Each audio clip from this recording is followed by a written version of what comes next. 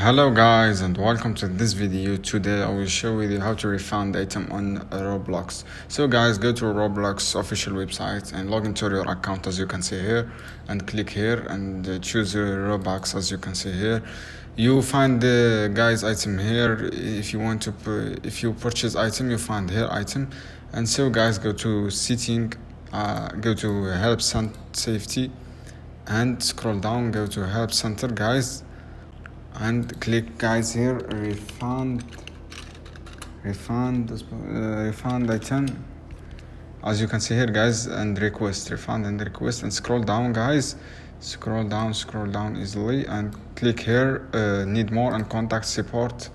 So guys, click here, choose description of your issue, click the refund. I want to refund, for example, my item, and select this information and your device here, or the category gift card, or if you refund gift card, just click this gift card and click the write the description here. So guys, and click continue.